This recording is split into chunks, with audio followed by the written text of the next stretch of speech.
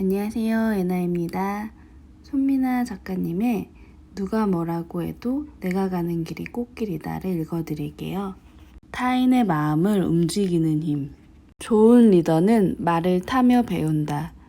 S가 처음 승마를 접했을 때는 대학생이었다. 프랑스에서 어학연수를 하던 시절 홈스테이 가정의 자녀들을 따라 승마장에 갔다가 우연히 체험해볼 기회를 얻었다. 프랑스에서의 승마는 S가 알던 것과는 조금 달랐다. 한국에서 말하는 승마는 기승자가 준비된 말에 올라타 달리는 법을 배우는 활동이다. 그런데 프랑스에서는 한동안 말에게 여물을 먹이거나 씻기고 안장을 채우는 일을 반복했다. 의아해하는 S에게 깐깐한 프랑스인 코치는 이렇게 말했다. 승마란 기승, 말을 타는 일을 위한 준비부터 말을 타고 난 다음 마구간에 데려다 놓는 것까지를 다 포함해요.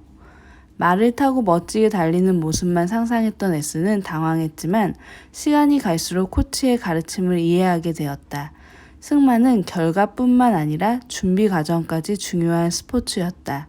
이 경험은 매우 특별한 기억으로 남았다. 그래서 S는 유학 후 20년이 지나도록 당시 쓰던 승마 모자와 부츠를 버리지 못했다. 하지만 바쁜 일상 속에서 승마에 대한 기억은 점점 흐릿해져 갔다. 그러던 중 머리를 식히려 집어든 무명 작가의 책 덕분에 잊고 있던 기억이 되살아났다. 어떤 여자가 어릴 적 했던 승마를 20년 만에 다시 접하며 겪게 되는 삶의 변화를 묘사한 소설이었다. S는 곧장 처박아 두었던 승마 부츠를 꺼냈다. 그리고 한동안 발품을 팔아 마음에 드는 승마장을 발견했고 본격적으로 강습을 받기 시작했다. 어떻게 그리 오래 잊고 살았을까 싶을 정도로 승마의 매력은 삽시간에 그녀를 빨아들였다. 말은 매우 예민한 동물이죠. 그래서 사람이 어떤 마음으로 다가가는지 알고 있어요. 기본적으로 기승자는 말에게 한없이 다정해야 합니다. 하지만 위에 올라타는 순간에는 이 사람이 나에게 명령을 내리는 존재구나 라고 말이 느껴야 합니다. 위협적인 태도를 보이거나 채찍질을 해서 될 문제가 아니고요.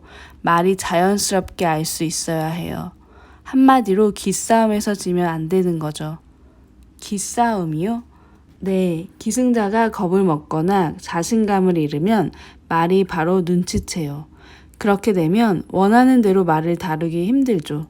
말을 압도하는데 한번 실패하면 기승자가 어떤 신호를 줘도 우습게 보고 무시하거든요. 보이지 않는 카리스마와 자신감으로 내가 너를 이끌고 있어 라는 메시지를 전해야 합니다. 승마 초보자들은 예외 없이 자기가 탄 말이 이상하다고 불평하죠. 이것은 말들이 기승자의 마음을 읽고 반항하기 때문이에요. 실제로 그랬다. 코치가 타면 아무 문제 없이 고분고분하던 말도 S가 올라타기만 하면 꾀를 부리고 딴청을 피웠다. 최근 팀장으로 승진해 고민이 많았던 터라 그랬는지 같은 눈높이에 있을 땐 사랑을 듬뿍 주다가 올라타는 순간 상대를 제압하는 승마 기술이 어쩐지 리더의 덕목과 닮은 것 같았다. 친구처럼 다정하고 인간적인 관계를 맺는 것이 중요하지만 필요할 때는 제 역할을 할 수 있도록 위엄을 유지해야 하기 때문이다. S의 경험상 무섭게 성을 낸다고 그 리더에게 존경심을 품게 되지는 않았다. 리더십은 엄격한 태도나 위화감을 조성하는 언행으로 얻을 수 있는 것이 아니다. S는 승마를 배우는 내내 머릿속을 맴돌던 고민거리와 말 다루는 기술을 연관짓는 자신을 발견했다. 속보를 시작했을 때였다. 실제로는 말이 조금 빨리 걷는 정도이지만 초보 기승자는 상당한 체감 속도와 충격 때문에 겉부터 덜컥 집어먹는 경우가 많다.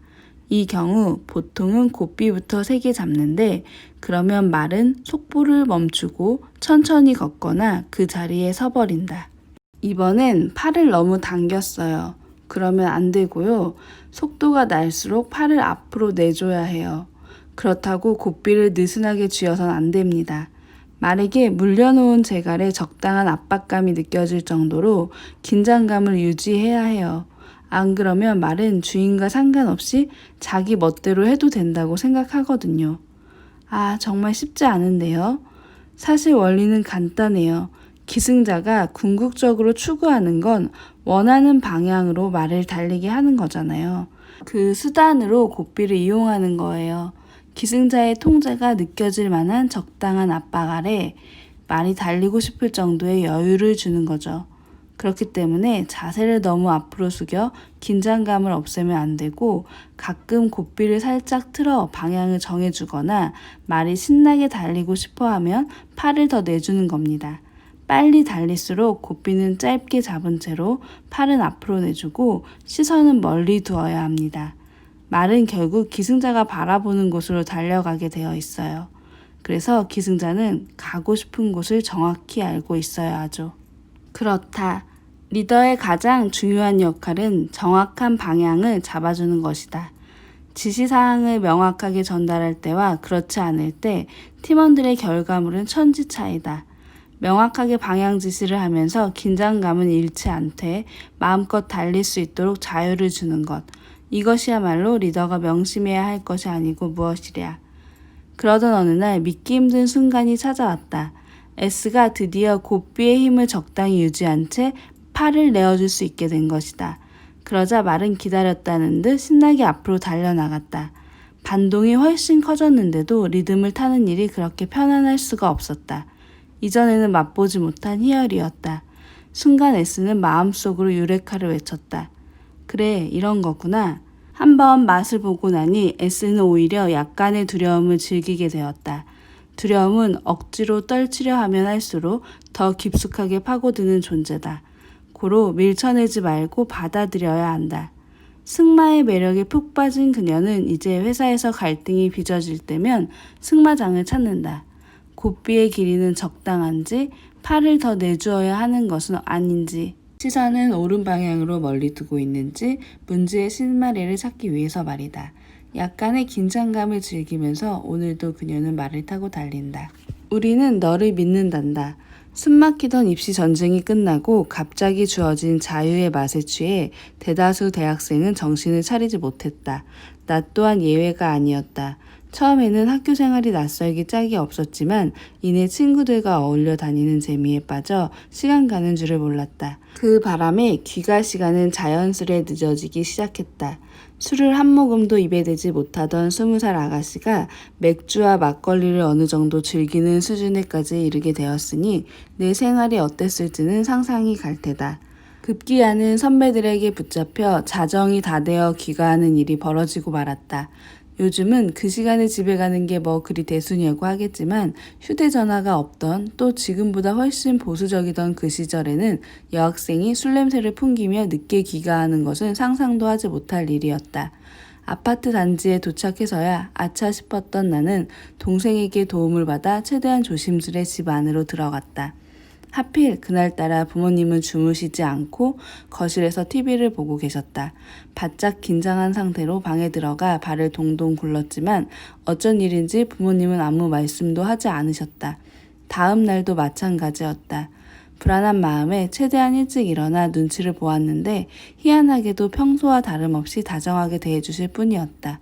이유를 알 수 없던 나는 일주일 내내 안절부절 못했고 수업만 끝나면 곧장 집으로 달려가 엄마 일을 돕는 등 전에는 하지 않던 짓을 해댔다.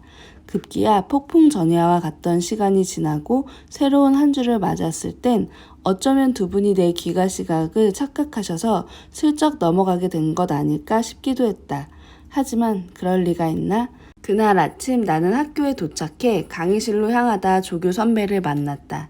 학과 사무실에 너 앞으로 우편물이 와 있더라. 잠깐 들려서 받아가. 사실 이때까지도 누가 어떤 것을 보냈는지 전혀 짐작도 못했다. 그래서 가벼운 마음으로 우편물을 받아들었고 그것이 아버지의 편지라는 사실을 알았을 때 소스라치게 놀라고 말았다. 오늘 아침까지도 함께 식사하며 재미있는 이야기를 들려주시던 아버지께서 직접 손편지를 써서 붙이셨다고? 언제? 왜? 무슨 내용이 들어있는 거지? 예상치 못한 아버지의 편지를 들고 한적한 벤치에 앉아있자니 가슴이 두근거려 미칠 것만 같았다.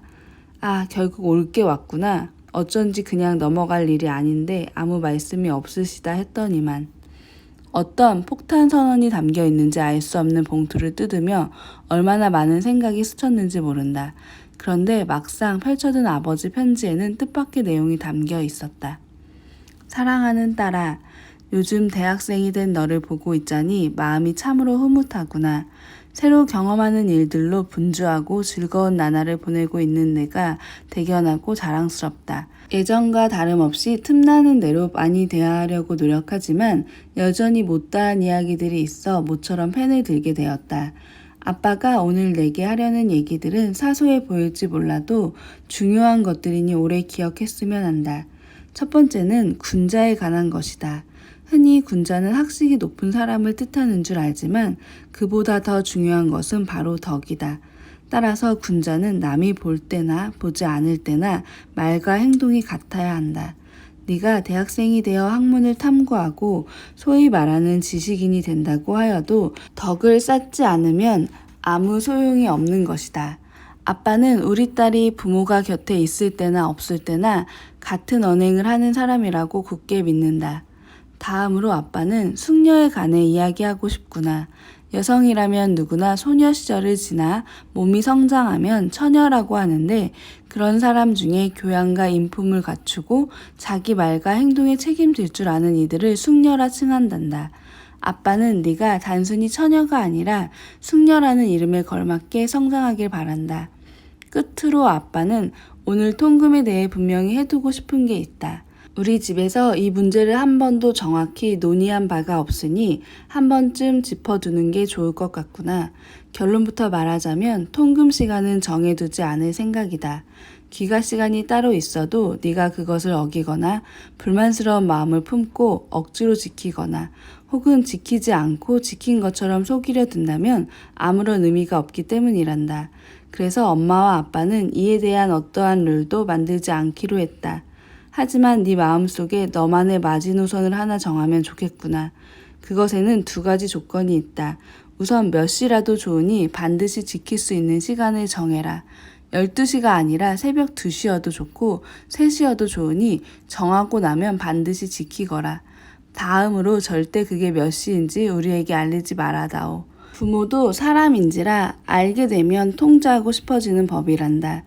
우리에게 그런 짐을 지우지 말고 마음속으로 너 자신과 약속을 해서 어떤 상황에서도 꼭 지키기를 바란다. 무엇보다 아빠는 우리 딸을 믿는다는 말을 하고 싶구나. 앞으로 너의 인생에는 신나고 흥미로운 일도 있지만 여러 고비들도 있을 것이다. 그러나 어떤 사건이 닥치든 위에 언급한 것들을 명심하면서 네가 믿는 길을 따라 열심히 걸어간다면 후회 없는 삶을 살 수 있으리라 생각한다. 매일 얼굴을 보며 살고 있지만 이렇게 편지를 쓰니 참 좋구나. 앞으로는 더 자주 너를 위해 글을 쓰기로 약속하마. 사랑한다, 딸아. 아빠가. 단언컨대 이 편지는 내 인생을 송두리째 바꾸어 놓았다. 무엇을 어떻게 하라는 말씀 대신 나를 믿고 사랑한다는 걸 강조하신 점이나 늦은 귀가 시간을 꾸짖으며 통제하는 대신 모든 결정권을 내게 주신 현명함은 따끔한 매보다 더 강력한 힘을 발휘했다. 그 뒤로도 이 편지를 얼마나 여러 번 읽었는지 모른다. 해외 유학 생활을 할 때도 편지는 내 책상 머리에 놓여 있었고 마음이 흐트러질 때마다 주문을 외듯 한 번씩 읽어보곤 했다. 단순히 귀가 시간에 대한 문제를 떠나 자율적 책임에 대한 화두를 던져주셨기 때문이다. 덕분에 나는 자유를 얻기 위해 어떤 책임을 지고 또 어떻게 절제할 것인가를 치열하게 고민하며 지금껏 살아왔다. 만약 그때 아버지가 늦게 귀가하는 내게 호통을 치거나 통금 시간을 정해주셨더라면 그 이후에 나는 어떻게 달라졌을까?